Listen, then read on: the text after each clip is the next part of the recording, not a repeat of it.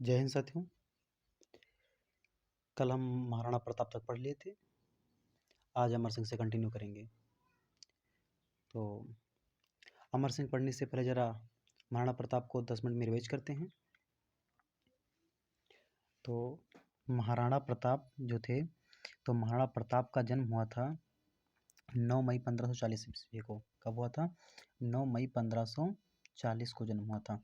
महाराणा प्रताप का जन्म 9 मई 1540 को हुआ था और कुंभलगढ़ दुर्ग में हुआ था।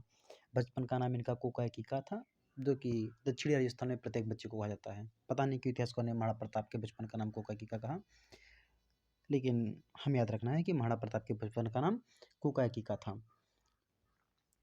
हिंदी कैलेंडर के अनुसार इनका जन्म हुआ था ज्येष्ठ शुक्ल तृतीया को।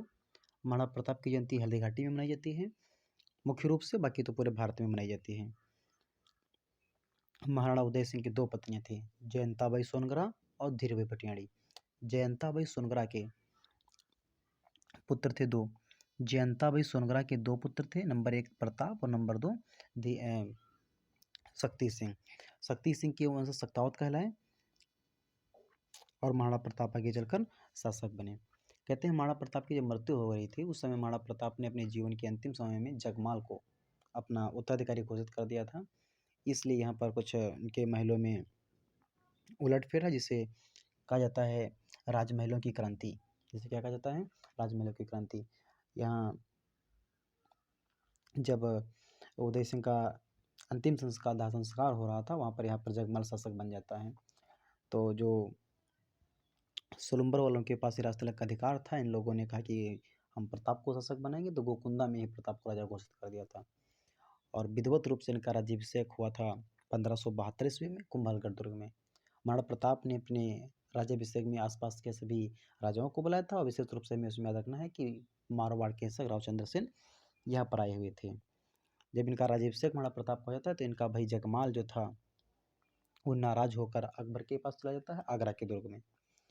और उसके बाद इस दत्तानी की यद में 1582 में इसकी हत्या हो जाती है। दत्तानी की यद में 1583 ईस्वी में मारा जाता है। दत्तानी का यद कब होता है? 1583 ईस्वी में जगमाल मार दिया जाता है।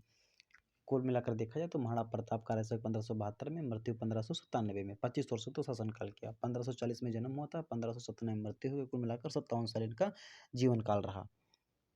जब महाराणा प्रताप राजा बने तो उन्होंने अपनी प्रारंभिक राजधानी कुंभल बनाई थी और इन्होंने कुछ समय के लिए अपनी राजधानी, जब इनके पास कुंभलगढ़ दुर्ग जब छीन लेता है, जब कुंभलगढ़ दुर्ग शहबाज खान से छीन लेता है, तो कुछ दिन के लिए इनकी राजधानी इन्होंने आवरगढ़ राजधानी भी बनाई थी।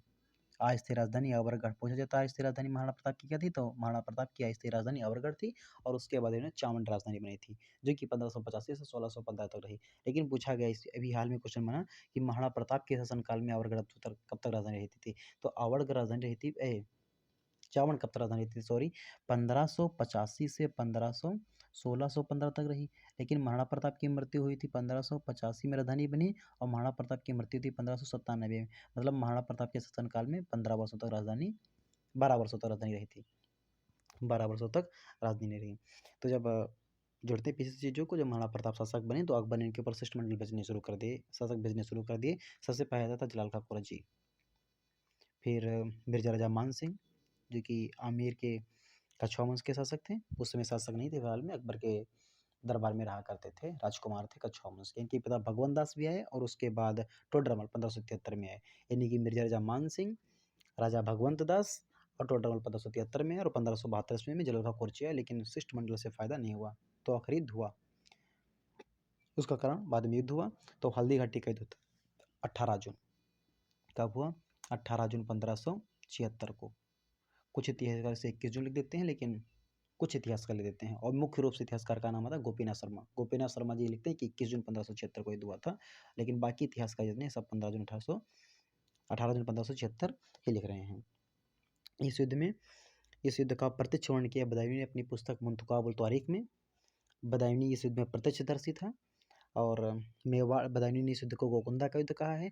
मेवाड़ की धर्मोपल्ली से कर्नल जिमी स्टुअर्ट ने कहा है, तो अबुल फजल ने इसे खमनोर का युद्ध कहा है। और खमनोर, ये स्थान जो हल्दी घाटी है, खमनोर तहसील में है। राजसमंद जिले में खमनोर तहसील में है, बनास नदी के किनारे है। कौन सी नदी है? तो बनास नदी के किनारे ये स्थान है। तो जब युद्ध हुआ तो ये हल्दी घाटी स्थान जो है, एक तरफ गोकुंदा है, एक तरफ गोकुंदा की पहाड़ी, दूसरी दूसरी तरफ कमनौर की पहाड़ियाँ हैं, उनके बीच में हल्दी घाटी पास रास्ता है। क्या है? रास्ता है हल्दी घाटी, दर्रा है एक, वहाँ से युद्ध होता है। तो कहते हैं जब ये हल्दी घाटी के में जो पहली बार आक्रमण करता है, तो ये जब इस दर्रे से जो लोग आ गए थे, महाराणा प्रताप जो थे इनके पास सेना कम थी, तो ये पहाड़ी युद्ध करते थे, छापा मार लड़ते थे। तो जब पहले आक्रमण इतना भयानक हुआ था कि इन लोगों की सेना भागी थी वापस। ये बदायूं लिखता है कि 15 से 20 मिनट तक हम लोग बनास नदी किनारे किनारे भागे थे। तो हमारे में एक संगीत था मेहतर खां, बहुत बाकायदा बहुत अच्छा वर्णन करता है कि मेहतर खां ने कहा कि झूठी खबर फैला दी कि अकबर आ गए, अकबर आ गए, तब जाके हमारी सेना रुकी थी। फिर भी हम लोग युद्ध लड़े। और एक समय ऐसा है जब महाराणा प्रताप एक समय ऐसा युद्ध के समय में जब महाराणा प्रताप और मानसिंह आमने सामने आ गए थे। कुछ समय के लिए तो बिल्कुल ठहर सा गया था। और फिर आप लोगों ने कहानियाँ पढ़ रखी कि महाराणा प्रताप के घोड़े ने अपनी आगे के पैर हाथी के सूंड पर टिका दिए। फिर महाराणा प्रताप ने भाला चलाया, हौदा में लगा जाकर, वो हौदा में छुप के बच गए थे। तो उसके बाद ये महाराणा प्रताप अपने घोड़े के साथ बाहर निकल आते हैं हल्दी घाटी मैदान से बाहर। और बलीचा गांव में, कहाँ पर? बलीचा गांव में घोड़ा जो था एक नाला पार करते उसकी मृत्यु हो जाती है। तो वहाँ पर बलीचा गांव में महाराणा प्रताप के घोड़े की छतरी बनी हुई है। और महाराणा प्रताप वहाँ से निकल कर कोलियारी गाँव, इंपॉर्टेंट क्वेश्चन, कि महाराणा प्रताप जिससे निकल कर सबसे पहले कहाँ गए थे? तो कोलियारी गाँव गए थे। वहाँ इन्होंने अपना इलाज कराया था। कहाँ? कोलियारी गाँव में। घोड़े की छतरी कहाँ? बलीचा गाँव में। तो ये आक्रमण एक तरफ से असफल आक्रमण रहा। इसके बाद 1576 में ही अंतिम समय में मिर्जा राजा मानसिंह, भगवंत दास, कुतुबुद्दीन खान ने एक साथ आक्रमण किया। फिर भी महाराणा प्रताप आक्रमण नहीं आए। तो अकबर ने एक बार फिर स्वयं अकबर ने आक्रमण किया 1576 के अंत तक। कब? 1576 के लास्ट तक अकबर ने खुद आक्रमण किया था और इसने उदयपुर पर कब्जा कर लिया था। कहाँ? उदयपुर पर इन्होंने कब्जा कर लिया था। और उदयपुर पर जब कब्जा कर लिया था, उसका नाम मोहम्मदाबाद रख दिया था। क्या रख दिया था? एक और अच्छा क्वेश्चन, कि उदयपुर पर कब्जा करने के बाद मोहम्मदाबाद किस नाम रखा था? तो अकबर ने मोहम्मदाबाद नाम रख दिया था।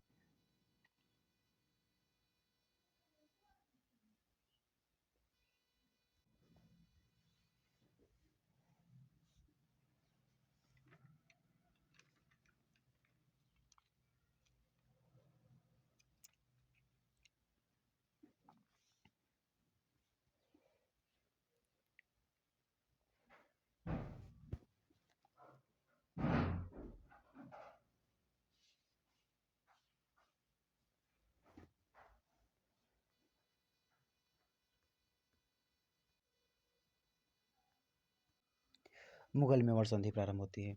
मुगल मेवाड़ संधि 5 फरवरी 1615 ईस्वी को हुई। इस संधि में अगर जो देखा जाए तो मुगलों की तरफ से आया था खुर्रम, और मेवाड़ की तरफ से गए थे हरदास झाला और शुभकर्ण पवार। एक नाम और है, शुभकर्ण पवार। कौन सा पवार? शुभकर्ण पवार। शुभकर्ण पवार और हरदास झाला गए थे संधि करने के लिए, और मुगलों की तरफ से आया था खुर्रम। संधि की शर्त रखी गई, सबसे पहली शर्त यही थी कि मेवाड़ का महाराणा मुगल दरबार में उपस्थित नहीं होगा। बोले रुको रुको रुको, जहांगीर बोला, खुर्रम बोला रुको बस, हम आज तक युद्ध करते रहे हैं और जिसको भी हराया है वो हमारे दरबार में बैठा है। जो हमने काम किया उसने काम किया है, लेकिन ये कैसे हो सकता है कि जब हम संधि कर रहे हैं तो आना पड़ेगा दरबार में, हमारे यहाँ सभी राजा आ रहे हैं। कहता नहीं नहीं, नहीं होगा, क्योंकि हमारे राजा तो संधि करने के लिए तैयार ही नहीं है। अमर सिंह संधि करने के लिए तैयार ही नहीं है। ये गए वापस अपने पिताजी के पास, बोले पैसे पूछ कराते हैं। उन्होंने कहा नहीं नहीं। जैसे इसने बात कही जहांगीर से, खुर्रम ने जैसे ही कहा कि वहाँ तो राजा आने के लिए तैयार नहीं है वहाँ का, बोली किसी को मत बोलना राजा आने के तैयार नहीं है। कौन देखने आ रहा? राजा आ रहा ही नहीं, आ रहा नहीं आ रहा, संधि करो। तो बोले कौन आएगा? बोले युवराज आएगा। अगर जो आप नहीं मान रहे हो तो युवराज आएगा, वरना तो युवराज भी ना आता। तो युवराज उपस्थित होगा। मेवाड़ के जो शासक होंगे वो मुगलों से वैवाहिक संबंध बनाने के लिए ही बाध्य नहीं होंगे। क्या नहीं होंगे? बाध्य नहीं होंगे। मन करेगा तो करेंगे, मन करेगा तो नहीं करेंगे, बाध्यता कोई नहीं होगी। और चित्तौड़गढ़ दुर्ग वापस दे दिया जाए। खुर्रम ने कहा बिल्कुल सही बात, चित्तौड़गढ़ दुर्ग वापस दे दिया जाएगा क्योंकि संधि हो गई है, लेकिन आप इसका पुनर्निर्माण नहीं करवाएंगे। पुनर्निर्माण करवाएंगे तो हम समझ जाएंगे आप युद्ध की तैयारी कर रहे हैं और हम पर आक्रमण कर सकते हैं। और मेवाड़ के युवराज को 5000 का मनसबदार दिया। मनसब क्या होता है? तो अकबर के दरबार में जब कोई जाता था तो अकबर एक मिसलदारी पदता मनसबदारी पदता प्रारंभ की थी कि एक प्रकार का दरबार में ओहदा दिया जाता था। 1000, 2000, 3000 का मनसबदार होता था। 5000 का, 7000 का ये बहुत बड़े मनसब होते थे। और जब कहते हैं मेवाड़ का जब राजकुमार गया तो सबसे पहली बार से 5000 का मनसबदार दिया था। इससे बहुत लोग परेशान हुए थे। और 7000 के मनसबदारी 2 ही राजस्थान में जो अकबर के दरबार में थे। एक का नाम था मिर्जा जामान सिंह जो आमेर के शासक थे, एक थे मिर्जा अजीज कोका। 2 ही लोग थे जिनको 5000 का मनसबदार 7000 का मनसबदार प्राप्त था। और जब चित्तौड़गढ़ दुर्ग मिल गया तो चावल राजधानी 1615 तक ही रही। चित्तौड़गढ़ दुर्ग को आगे राजधानी बना दिया गया। और महाराणा अमर सिंह के समय से गंगोदा हाड़ में छतरियाँ बननी शुरू हो गई। गंगोदा हाड़ जो है इसे महासतियाँ भी कहा जाता है। और यहाँ पर अमर सिंह प्रथम से लगाकर आगे जितने मेवाड़ के शासक हुए उनकी सबकी छतरियाँ यहीं पर बनी हुई हैं, क्योंकि पीछे पड़ते आ रहे। महाराणा प्रताप की छतरी गोकुंदा में है, महाराणा प्रताप की छतरी बारडोली में, उदय सिंह की छतरी गोकुंडा में, कुंभा की छतरी कुंभलगढ़ दुर्ग में राजसमंद में, और वहीं पर उड़ना राजकुमार पृथ्वीराज चौथाई की छतरी कुंभलगढ़ दुर्ग में मामा देवकुंड के पास इनकी छतरी बनी हुई है। तो मेवाड़ में सिसोदिया वंश का शाही शमशान स्थल गंगोदा हाड़ में। और यहीं पर एक चीज़ और देखने वाली है कि महासतियों का टीला नाम से एक सभ्यता भी है। वो बागोर की सभ्यता भीलवाड़ा में कोठारी नदी के किनारे है। ये अलग चीज़, वो महासतियाँ ये मेवाड़ के जो महाराणा थे उनकी जो है समाधि स्थल कह सकते हैं आप, शमशान घाट कह सकते हैं। लेकिन ये महासतियों का टीला जो है ये भीलवाड़ा में बागोर सभ्यता है, कोठारी नदी के किनारे विकसित हुई। महाराणा अमर सिंह के बाद शासक बनेंगे महाराणा कर्ण सिंह। महाराणा अमर सिंह के बाद कर्ण सिंह शासक बने, जो कि 1620 से 1628 तक शासन किया। इनका राज्याभिषेक चित्तौड़गढ़ में हुआ, क्योंकि चित्तौड़गढ़ मिल चुका था, राजधानी हो चुकी थी, वो इनका राज्याभिषेक हो गया। मेवाड़ के प्रथम युवराज, बहुत इंपॉर्टेंट क्वेश्चन, सबसे ज़्यादा क्वेश्चन कर्ण सिंह से ये बना आज तक कि मेवाड़ का पहला राजकुमार या युवराज कौन था जो अकबर के दरबार में या फिर जहाँ के मतलब मुगल के दरबार में गया था। अकबर तो तब नहीं रहा था, मुगलों के दरबार में गया था। तो जहांगीर के दरबार में उपस्थित हुए थे, अजमेर में उपस्थित हुए थे।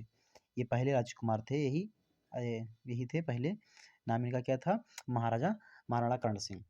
और इन्होंने उसके बाद उदयपुर में कर्णबिलास महल, कर्ण नाम था इनका, अपने नाम से कर्णबिलास महल बनवाए और दिलखुश महल बनवाए। कौन से खुश? दिलखुश महल बनवाए। और पिछोला झील कहाँ है? उदयपुर में, उसके किनारे जग मंदिर महल का निर्माण कार्य शुरू करवाया था। पूरा तो करवाया जगत सिंह प्रथम ने, लेकिन इन्होंने पूरा शुरू करवाया था। और इन्हीं के समय की बात है, 1622 ईस्वी में खुर्रम विद्रोह कर देता अपने पिता से। खुर्रम मतलब शाहजहां, इसका पिता मतलब जहांगीर। जहांगीर से विद्रोह करता है राजा बनने के चक्कर में, तो खुर्रम को भगा देता है। ये अपने दोस्त के पास फ़ोन करता है कि इसकी बहुत अच्छी बनती थी, इसकी कर्ण सिंह की और खुर्रम की। तो खुर्रम को बुलाता है और खुर्रम को इसने जंग मंदिर में शरण दी थी। तो एक और क्वेश्चन बना कर्ण सिंह से कि ऐसा कौन सा मुगल सम्राट हुआ जो कि जंग मंदिर महल में रह कर गया था? तो वो था खुर्रम। खुर्रम रह कर गया था 1622 ईस्वी में। का महाराणा कर्ण सिंह के बारे में बस सबसे फेमस बात यही है कि मेवाड़ का पहला युवराज था जो मुगल दरबार में गया था। मुगल दरबार अजमेर में उपस्थित हुए थे और जहांगीर का दरबार था। पिछोला झील में जग मंदिर का निर्माण प्रारंभ करवाया था, लेकिन पूर्ण करवाया था जगत सिंह प्रथम, जिनके पुत्र थे।